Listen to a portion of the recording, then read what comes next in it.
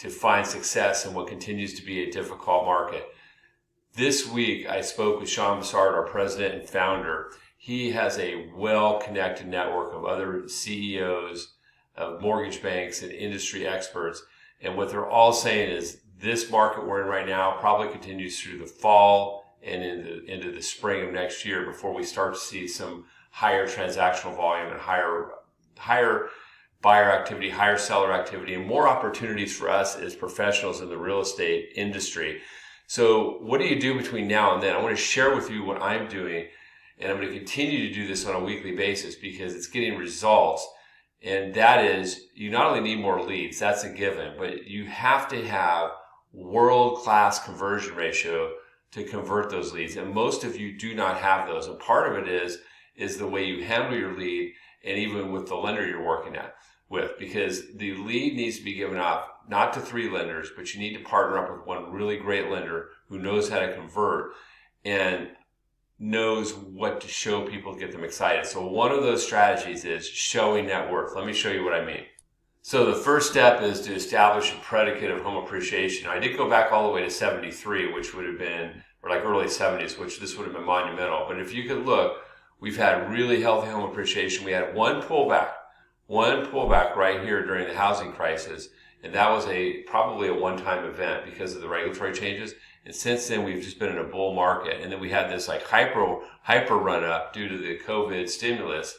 And then we had this little bit of a pullback. But if you look at, these are both national and Texas trends. We're following exactly along with Texas trends. You can see the correction's over and it's starting to come back.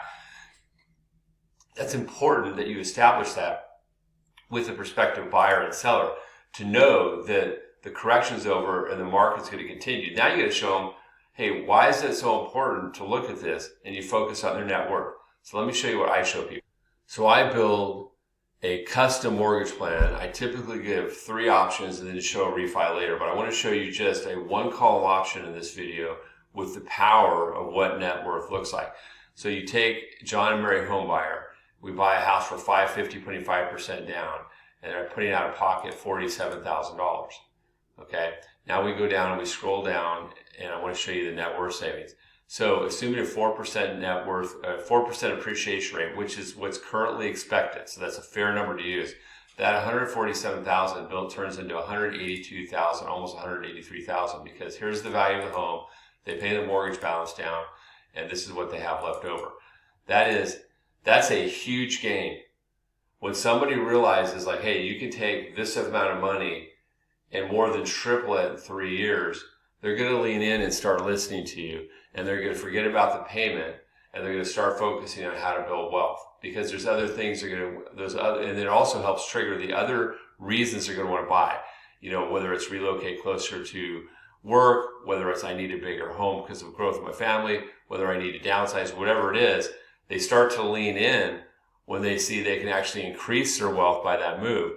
You now have to have a conversation with them. And let me show you what else I show people, just the kicker, so you guys can see how powerful this is as well. We're going to compare this to a 5-year, if we put that same amount, $47,902 into a 401k. Let me show you what happened. So I took the $47,000 and I put it into a 401k, and we said 8% appreciation. And I just did like a 5-year run, just assuming 60 to 65, it grows into $70,000.